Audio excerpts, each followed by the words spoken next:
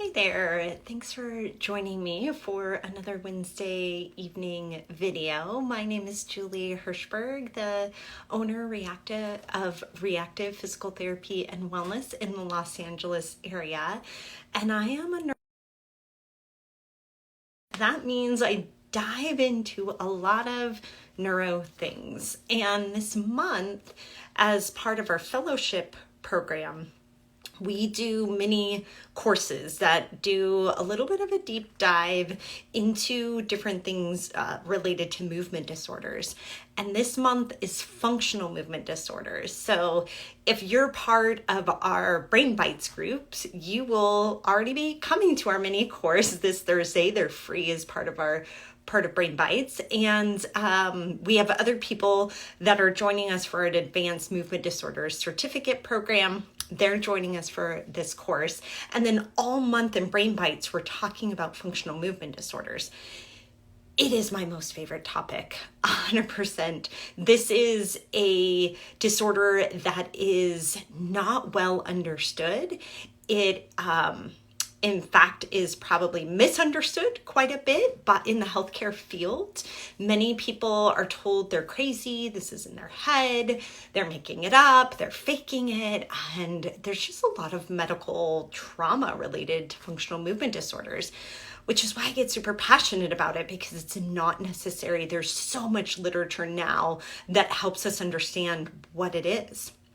So tonight I wanted to talk about one of the articles that I used to help put together a framework for our course this week when looking at the pathophysiology of functional movement disorders and understanding what are the underlying components.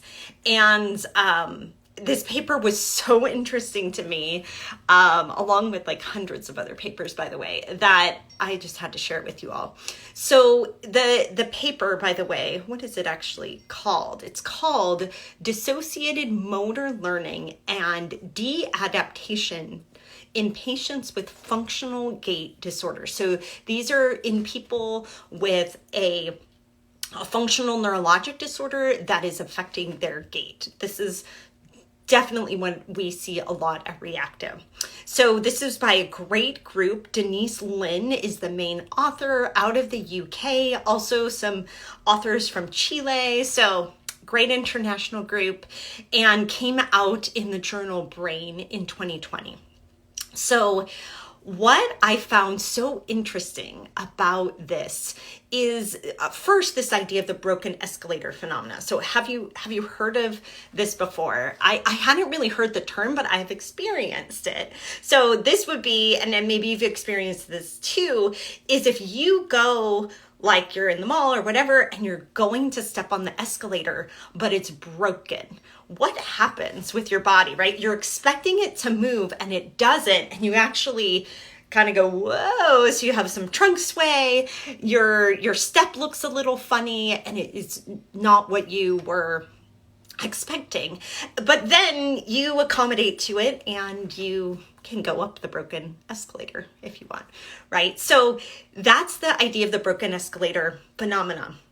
What we see is the response of all these gait parameters on in research, either on something that's stationary or on a moving platform.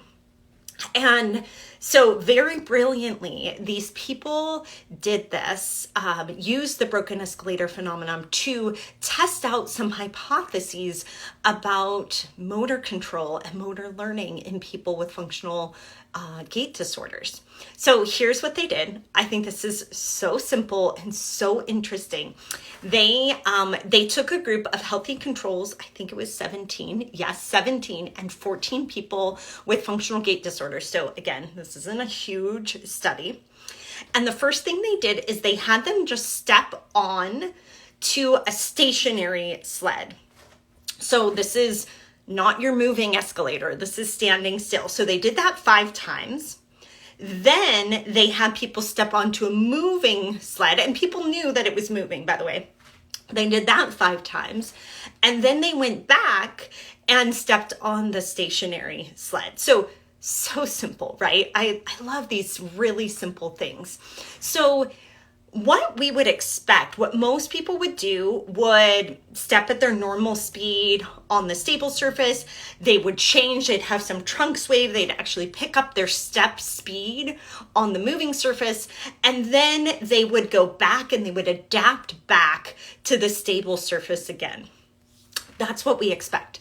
Well, it was very interesting what they found in functional gait disorders. First, they found a very slow speed on that initial step. That makes sense. Most people with a functional gait disorder are stepping slower.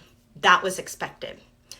The next part, when they went onto the moving platform, the people with the functional gait disorder were actually able to increase the speed of their step, and they also had trunk sway, but it was just like the healthy controls.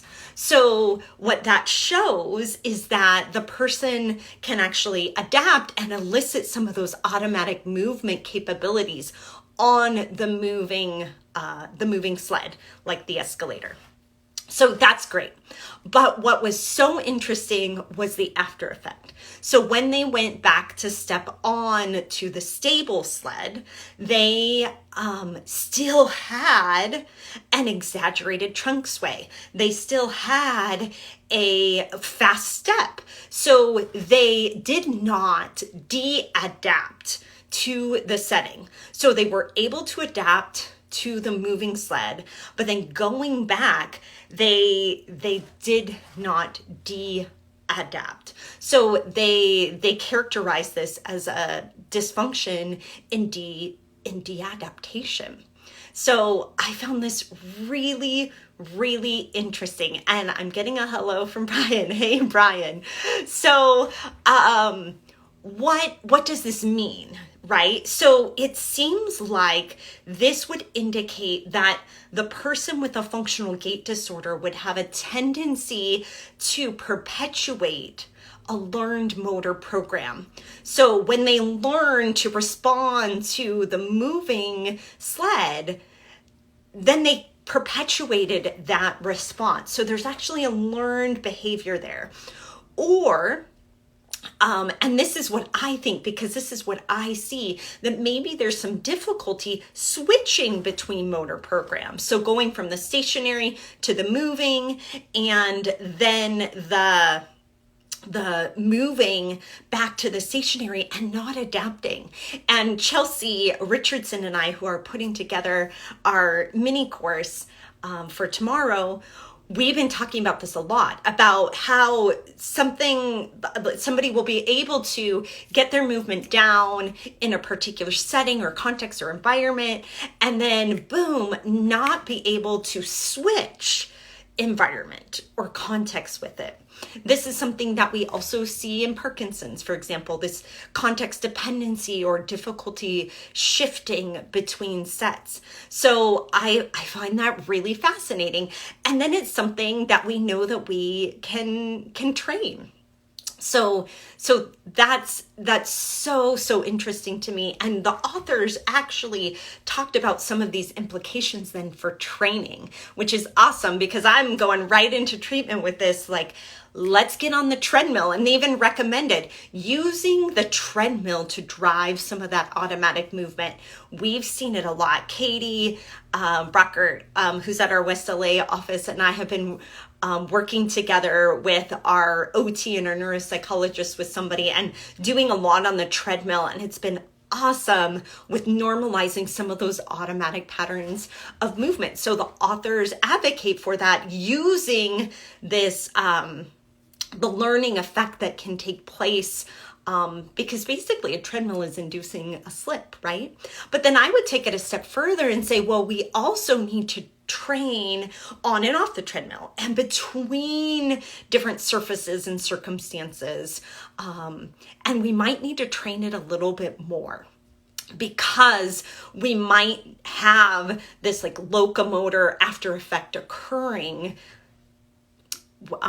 because of this broken escalator phenomena that we see in functional movement disorders.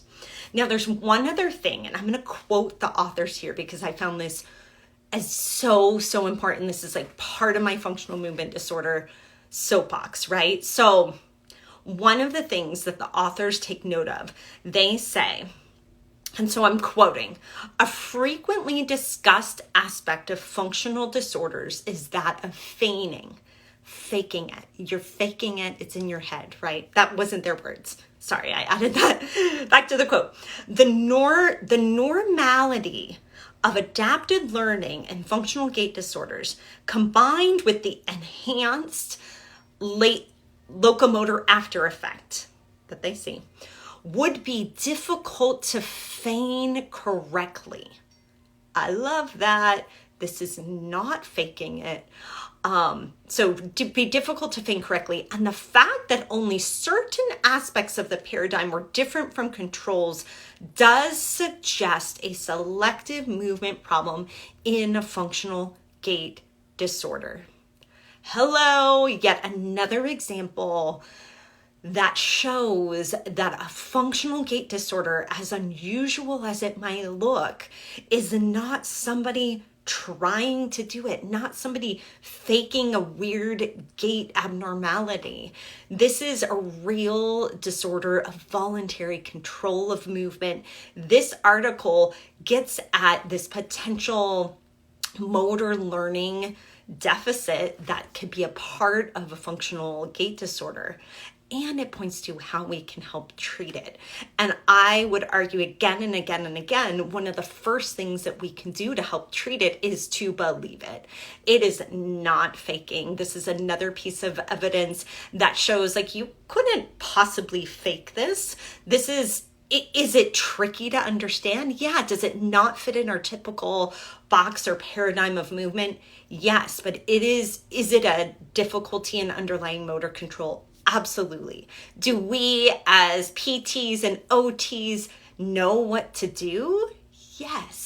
So we've got some great evidence. This is only one of like so many articles that we'll be sharing in our course tomorrow. And I'm going to go live and share some of the updates from our course in our Facebook Live on Friday. But that was a little bit about this idea of the broken escalator phenomena, what it means for motor learning and functional movement disorders, and what it means for treatment. So try some treadmills, get on it, and I'd love to hear what you're seeing in people with functional movement disorders. Thanks so much for joining me tonight, and I will catch you next week.